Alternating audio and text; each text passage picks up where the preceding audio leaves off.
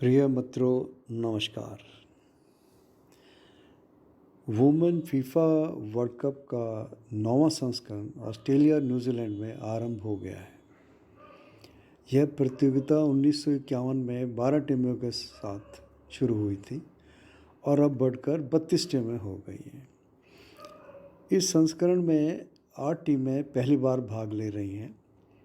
वो हैं Ireland, Vietnam, Zambia, Haiti, Morocco, Panama, पुर्तगाल और फिलीपींस। अगर एशिया की बात करें तो अब की बार Japan, China, South Korea, Vietnam और फिलीपींस हैं। जो 8 नई टीमों की हम बात कर रहे हैं उसमें पुर्तगाल और मोरक्को को छोड़कर बाकी 6 टीमों में मेंस टीम का कोई इतिहास नहीं है।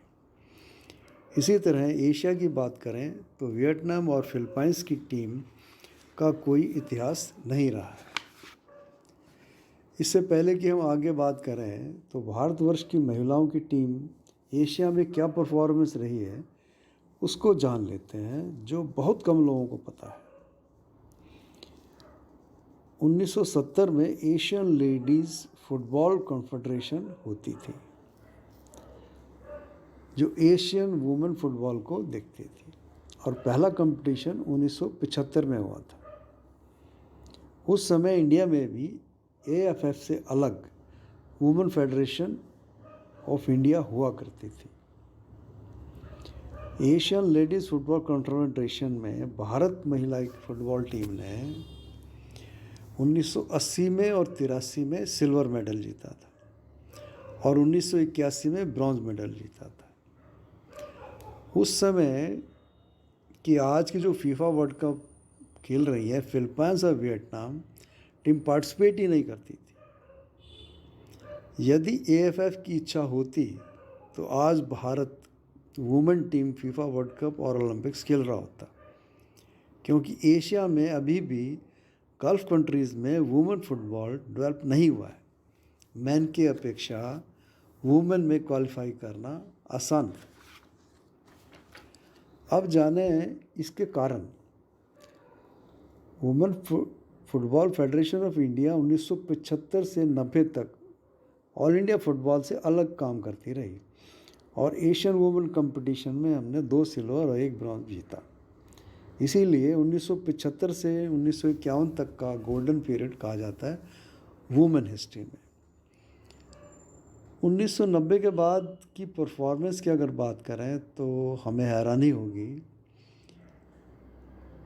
जब ये 1990 में मर्जर हो गया ऑल इंडिया फुटबॉल फेडरेशन का और वुमेन फेडरेशन ऑफ इंडिया का, एक ही हो गया कि नहीं, फीफा ने इंस्ट्रक्शन दी कि ये एक ही होंगी। अब वो मर्जर के बाद क्या हुआ वो देखते हैं। 1988 एशियन गेम्स में हम चाइना तेपे से एक की मतलब 13 गोलों से आ रहे हैं और चाइना PR से हमारा 16-0 स्कोर रहा। और जून 1909 में तो फीफा रैंकिंग में से इंडियन वुमेन टीम को हटा ही दिया गया, क्योंकि 18 महीने से उन्होंने कोई कंपटीशन खेला ही नहीं था। उसके बाद आते हैं 1910 से और प्रेजेंट की सिचुएशन में वुमेन टीम ने समर ओलंपिक्स के क्वालिफाइंग राउंड से आगे हम नहीं जा सके, जो 1918 और 1920 में पार्टिसिपेट किया था। उसके बाद 1983 में साउथ एशियन फेडरेशन बनी, उसमें हम टाइटल हम जीते, सैफ गेम जिसको हम बोलते हैं। अब बात करते हैं कि 1990-91 के बाद, मतलब जब मर्जर की वुमेन फुटबॉल फेडरेशन AFF में मर्जर हो गई, तो उसका ऐसा बाद क्या हुआ कि हम 13-13, 16 गोलों से हारने लग गए। मैनेजमेंट बदल गया। जब वुमेन फेडरेशन ऑफ इंडिया का मर्जर हुआ, वहाँ कहा गया था कि प्रत्येक स्टेट में वुमेन सेल अलग बनाया जाएगा और पुरानी वुमेन फेडरेशन के अधिकारियों को सम्मानपूर्वक रखा जाएगा। लेकिन न तो AFF ने और न ही किसी स्टेट या डिस्ट्रिक्ट एसोसिएशन ने ऐसा किया, और न ही किसी स्टेट ने उन पुरानी महिला खिलाड़ियों को आदरपूर्वक कभी ट्रायल्स के लिए बुलाया। बल्कि उनको एक प्रकार से ब्लैक लिस्ट कर दिया गया। अब ये सब हुआ, और ये सब हुआ हमारे फुटबॉल ऑफिशियल्स की छोटी सोच के कारण, चाहे वो डिस्ट्रिक्ट के सेक्रेटरी थे, स्टेट के थे, चाहे आईएफएफ के अधिकारी थे। और भारतीय टीम 16-16 को हार से हार गई, इनको कोई फ़र्क नहीं पड़ा। अब मुझे बताइए, इन परिस्थितियों में क्या कोई कितना भी बड़ा कोच हो, फाउंडर कोच हो, कुछ कर सकता है? शायद इसीलिए कहा गया है sports is a reflection of your society. ये सब अहंकार से भरे हुए हैं। इसके साथ साथ यह भी कहा गया है कि स्पोर्ट परफॉर्मेंस के स्ट्रक्चर में 85% मैनेजमेंट होता है और 15% टेक्निकल एलिमेंट होता है। इसके साथ ही साथ आज हमें ये समझना होगा कि फुटबॉल डेवलपमेंट करना, फुटबॉल खेलना और फुटबॉल सिखाने से बिल्कुल अलग है। फुटबॉल डेवलपमेंट का छोटा सा पार्ट है फुटबॉल खेलना और फुटबॉल सिखाना। हम फुटबॉल सिखाने को ही डेवलपमेंट मान लेते हैं, इसलिए करोड़ों रुपए विदेशी कोचों पर खर्च करते हैं, परंतु फुटबॉल डेवलपमेंट नहीं कर पाए हम लोग। क्योंकि फुटबॉल डेवलपमेंट करने के लिए फीफा ने कुछ प्रिंसिपल्स बताए हैं, उनको अप्लाई करना पड़ेगा, तब फुटबॉल डेवलप होगा। जिसमें पहला है कैच देम यंग। सभी देशों में 5 से 12 की आयु को गोल्डन एज ऑफ लर्निंग कहा गया है। इसी आयु में भविष्य की नींव पड़ती है कि आगे जाके प्लेयर क्या बनेगा। यदि हम इस आयु के यूरोप के बच्चों का और भारत के बच्चों का कंपैरिजन टेक्निकल, टैक्टिक्स और मोटर एबिलिटीज़ में करें तो हमें बहुत डिफरेंस मिलेगा, और वो सीनियर में भी वो डिफरेंस रहता है। इस कमी को कोई कितना ही अच्छा कोच हो, कोई कितना ही बड़ा कोच हो, वो पूरा नहीं कर सकता। और सबसे हैरानी की बात यह है कि हमारी जितनी भी प्राइवेट, गवर्नमेंट और स्टेट की जितनी स्कीमें हैं, ये सब 11 से 12 साल के बाद ही शुरू होती हैं, जबकि विदेशों में 5 साल से सिस्टमेटिक कोचिंग स्टार्ट हो जाती है। इन 5 से 12 ईयर के बच्चों के सभी मोटर एबिलिटीज, विशेष तौर पे speed, explosive strength, flexibility, skill आदि की नींव रखी जाती है, जिस पर भविष्य का स्पोर्ट्स का स्ट्रक्चर ऑफ हाई परफॉर्मेंस बनेगा। एक अध्ययन से यह पता चला कि जब भारत में boys under 17 FIFA world cup 2017 में हुआ, तो भारत के 17 वर्ष के खिलाड़ियों का और यूरोप के 17 वर्ष खिलाड़ियों का कंपैरिजन हुआ। यूरोप के खिलाड़ी 7 वर्ष की आयु से लीग खेलना आरंभ करते हैं और एक वर्ष में कम से कम 25 मैच खेलते हैं। यानी 10 साल में जब वो 17 साल के हुए, भारतवर्ष में आए, तो वो 250 मैच, कम से कम 250 मैच खेल चुके थे। और भारत की बात करें तो भारत में 14 वर्ष में मैच खेलने का मौका मिलता है।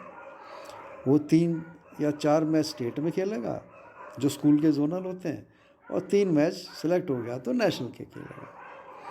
तो वो 6 वर्षों में या 14 से 3 वर्षों में 18 मैच खेला। जो 14 का मैच 17 खेलना, तो 18 मैच को खेलों का एक्सपीरियंस था। तो कहाँ तो 2017 में यूरोप के प्लेयर 250 मैच खेले और भारत के खिलाड़ी 18 मैच खेले। अब इसमें विदेशी कोच क्या करेगा? इन सभी बातों को ध्यान में रखकर बच्चों की लीग को इसीलिए गोल्डन बेबी लीग कहा है, क्योंकि ये 5 से 12 साल का है ही गोल्डन पीरियड ऑफ लर्निंग, हर एक चीज़ की यहाँ होती है। दूसरा फीफा ने प्रिंसिपल कहा है quality comes out of quantity, मतलब जितनी ज़्यादा क्वांटिटी होगी उतनी ज़्यादा क्वालिटी आपको मिलेगी। एक टैलेंटेड प्लेयर को पहले ही कुछ एडवांटेज होता है, जबकि ट्रेनिंग भी आरंभ नहीं होती। जैसे वह दूसरों से ज़्यादा तेज़ भाग लेता है, दूसरों की अपेक्षा गेंद को किक अच्छे मारता है, दूसरों की अपेक्षा उसको गेम की अंडरस्टैंडिंग अच्छी होती है बिना किसी ट्रेनिंग के। परंतु यह प्रतिभा 1000 बच्चों में से कम से किसी में 1 या 2 में होती है। इसलिए हमें अधिक से अधिक बच्चों को फुटबॉल की तरफ आकर्षित करना चाहिए, और वो भी 5 से 12 वर्ष के बच्चों को। अब बताइए इसमें विदेशी कोच क्या करेगा। तीसरा प्रिंसिपल जो फीफा ने दिया है वह है एज स्पेसिफिक ट्रेनिंग। जैसे स्कूलों में हर एक क्लास का सिलेबस होता है, उसी तरह प्रत्येक एज ग्रुप की ट्रेनिंग भी अलग होती है। अधिकतर 16 वर्ष तक का ये सिलसिला चलता है, और इसको हम 4 कैटेगरियों में बांटते हैं। एक 8 साल तक के बच्चों के लिए, एक 8 से 12 के, और एक 12 से 16, और फिर 16 से ऊपर वालों के वर्ष का होता है। इस प्रिंसिपल को लागू करने में विदेशी कोच नहीं, पर उसका ज्ञान हमें चाहिए होता है। अगला प्रिंसिपल आता है फुटबॉल को डेवलप करने के लिए कंपटीशन। प्रतियोगिता में ही टैलेंट का और उस खिलाड़ी ने कितनी मेहनत करी इसका पता चलता है। फुटबॉल डेवलपमेंट में कंपटीशन का बहुत महत्व है। खिलाड़ियों को रेगुलर प्रैक्टिस करने के लिए और दर्शकों को फुटबॉल से जोड़ने के लिए हर स्तर पर लगातार पूरे वर्ष प्रतियोगिता का होना आवश्यक है। और इसमें कंपटीशन में नंबर ऑफ मैचेस कितने हैं और ये कंपटीशन कितने दिनों तक चलेगा, इन दोनों बातों का बहुत महत्व है। नंबर ऑफ मैचेस ज़्यादा होने से खिलाड़ियों को टेक्निक और टैक्टिक्स ज़्यादा सीखने का मौका मिलता है, प्लेयर में कॉम्बिनेशन करने के अधिक मौके मिलते हैं, और इसीलिए प्रतियोगिता अधिक दिन चलती है तो उसमें रिकवरी का टाइम मिलेगा। एक मैच खेलने के बाद दूसरे मैच में ज़्यादा 3 दिन का फ़र्क या 4 दिन का फ़र्क हो तो रिकवरी का मौका मिलेगा। कोच को करेक्शन करने का मौका मिलेगा। दर्शकों को लंबे समय तक फुटबॉल देखने को मिलेगा, और जिसके कारण स्पॉन्सर भी मिलेंगे जब ज़्यादा दिन तक कंपटीशन चलेगा, और प्लेयर भी ज़्यादा रेगुलर रहेंगे। ये कंपटीशन हमें आरंभ करने पड़ेंगे कैच देम यंग के लिए, वही जो 8, 10 और 12 वर्ष के बालक बालिकाओं के लिए। ये कम से कम हर ज़िले में आरंभ होना चाहिए। इसमें कम से कम 4 लाख इस एज ग्रुप का टारगेट अगर हम करें तो हमें 40 प्लेयर नेशनल टीम के लिए ऐसे मिलेंगे जो यूरोपियन टीम का मुकाबला करें। क्योंकि 4 लाख से आरंभ शुरू करेंगे 8 साल 10 साल के, तो फिर हमें सीनियर लेवल पर 40 बच्चे हमें मिल सकते हैं। इस गोल्डन बेबी लीग से भारतवर्ष में AFF को अंडर 13, 15 और 18 और सीनियर लीग में भी प्रत्येक जोन में अधिक से अधिक टीमें मिलने लगेंगी, जिससे क्लब्स का ट्रैवलिंग टाइम और एक्सपेंसेस दोनों ही बढ़ जाएंगे। मतलब कि जो भी बेबी लीग है, जिसको गोल्डन बेबी लीग, उसका इतना महत्व है कि ये आगे भी जो बच्चे आएंगे तो हर जोन में जो आई लीग होती है, अब इनको ट्रैवल करना पड़ता है दूसरे स्टेटों में। जैसे कुछ स्टेट्स में एक ही टीम बनती है, 2 ही टीम बनती है आई लीग की, 15, 18 की, वहाँ ज़्यादा बनने लग जाएंगी। तो ज़्यादा क्लब होंगे एक जोन में तो उनका ट्रैवलिंग टाइम और एक्सपेंसेस बचेंगे। अब सवाल उठता है कि ये 4 लाख जो बालकों की हम बात कर रहे हैं, ये कहाँ से आएंगे? इसके लिए फीफा ने कहा है soccer is for society, not the society is for soccer. अर्थात AFF को सोसाइटी के पास जाना पड़ेगा, सोसाइटी आपके पास नहीं आएगी। अब हमारी प्रॉब्लम ये रही है कि फुटबॉल डेवलपमेंट को हम टेक्निकल प्रॉब्लम समझ रहे हैं, जिसको हम फॉरेन कोच के ऊपर करोड़ों खर्च करते हैं, परंतु ये टेक्निकल नहीं, ये सोशल प्रॉब्लम है। हमारी सोसाइटी की विभिन्न स्कीमें हैं, गवर्नमेंट की, प्राइवेट, जिसमें सामंजस्य नहीं है, जिसे AFF ही दूर कर सकता है, और ये आपका AFF ही काम कर सकता है और कोई नहीं कर सकता। जैसे भारत में 1.3 मिलियन स्कूल्स हैं, जिसमें 239 मिलियन स्टूडेंट्स रहते हैं। हमारे पास 900 यूनिवर्सिटीज़ हैं और बढ़ गई होंगी, और 40,000 के कॉलेज स्टूडेंट हैं। इसी तरह केंद्र के द्वारा संचालित स्कूलों की संख्या भी सुन के आप हैरान रह जाएंगे। जीएनवी, जिनको जवाहर नवोदय विद्यालय बोलते हैं, वो 661 डिस्ट्रिक्टों में है और उसमें करीब 3 लाख स्टूडेंट पढ़ते हैं। केंद्रीय विद्यालय संगठन, इसके 12,335 स्कूल हैं, जिसमें 14 लाख के करीब स्टूडेंट पढ़ते हैं। ये दुनिया की सबसे लंबी, सबसे ज़्यादा स्कूलों की चेन है KVS पूरे विश्व में। और इसके साथ ही साथ है कस्तूरबा बालिका विद्यालय, मतलब ये लड़कियों के लिए है, हॉस्टल है ये भी, और ऐसे GNV में भी हॉस्टल ही है, जो कि 460 डिस्ट्रिक्टों में है। इसमें करीब 8,000 के करीब लड़कियां पढ़ती हैं और इन सब स्कूलों में खेलों की सुविधाएं उपलब्ध हैं। इसी तरह डिपार्टमेंट ऑफ यूथ अफेयर्स, मतलब जो ministry of youth affairs and sports है, उसमें जो यूथ अफेयर्स हैं उसका भी डाटा सुन के आप हैरान हो जाएंगे। भारत एंड स्काउट गाइड्स के 56 लाख के करीब, 57 लाख के करीब वॉलंटियर्स हैं। NSS नेशनल सर्विस स्कीम 40,000 से ज़्यादा स्टूडेंट हैं। NYK यूथ क्लब करीब 3 लाख के करीब है। रेड क्रॉस सोसाइटी मोरलेस हर डिस्ट्रिक्ट में, 600 डिस्ट्रिक्टों में। और NCC डिफेंस मिनिस्ट्री में आती है वैसे, उसके 15 लाख कैडेट्स हैं। इन सभी स्कीमों का उद्देश्य पर्सनालिटी डेवलपमेंट का होता है। इनमें से कुछ खेल सकते हैं, कुछ ऑर्गेनाइजर की भूमिका बना सकते हैं। इस प्रकार भारतवर्ष में इसी प्रकार हजारों छोटी छोटी फुटबॉल अकेडमीज भी चल रही हैं। इनको AFF से जोड़ने का प्रोग्राम बनाना चाहिए।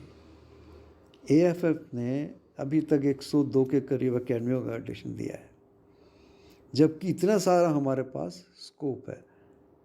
इतने सारे हमारे स्कूल हैं, कॉलेजेस हैं, यूथ अफेयर्स की स्कीम्स हैं। इन सब को इनको एक में जोड़ना चाहिए। केवल ईमेल या वेबसाइट बनाने से काम नहीं होता है। इसके लिए एक पूरा डिटेल्ड प्रोग्राम बनाना चाहिए। जैसे मोदी जी ने जन धन और इंश्योरेंस का जगह जगह जाके इनके खाते खुलवाए, इसी तरह AFF को चाहिए कि हज़ार में जो अकेडमी चल रही हैं वहाँ जाएं और वहाँ जा जा के एक कराटे में जो 5 वर्ष से चल रहा है उनको अपने यहाँ रजिस्टर्ड करें और उनको अपने कंस्टेंटली रहेगा तो मॉनिटर क्या करेंगे, लेकिन हाँ उससे कम से कनेक्ट तो हो जाएगा। इन सभी विभागों का एक नेशनल लेवल पर कोऑर्डिनेशन कमेटी बनाई जानी जो बेबी लीग कराएगी। इसी तरह ये सारे डिपार्टमेंट उसमें होंगे और इसी तरह स्टेट में भी बने और डिस्ट्रिक्ट कमेटी में बनाए, जिसमें ये सारे स्कूल्स, सेंटर की जितनी स्कीमें हैं उस डिस्ट्रिक्ट लेवल पे इम्प्लीमेंट होती हैं। बाकी स्कीम बनती है, इम्प्लीमेंटेशन डिस्ट्रिक्ट लेवल पे होता है।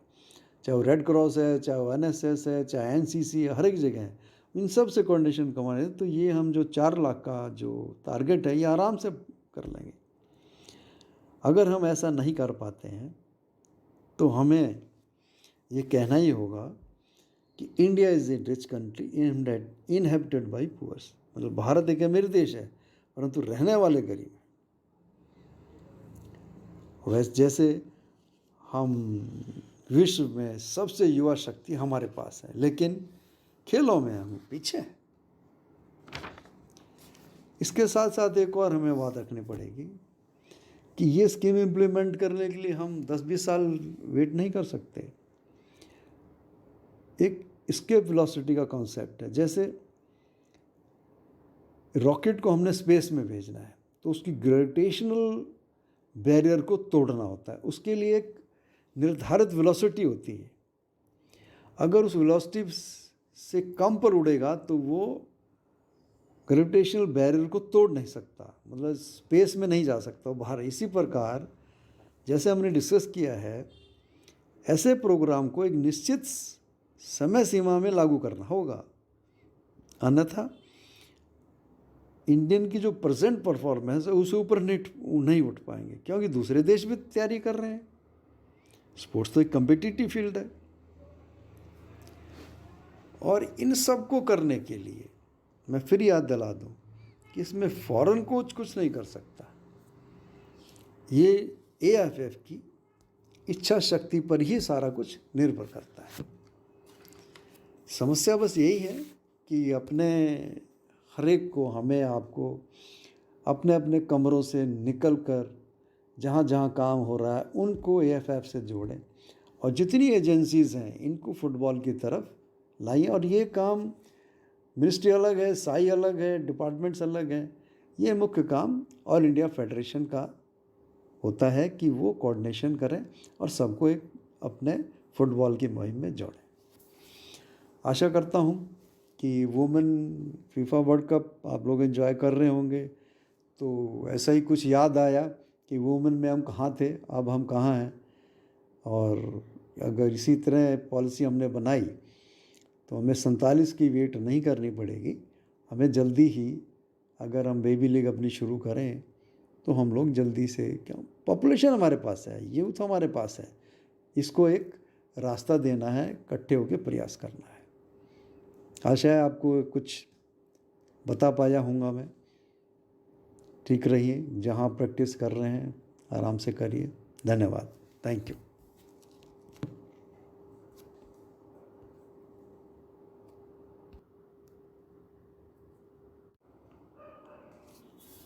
प्रिय मित्रों, नमस्कार।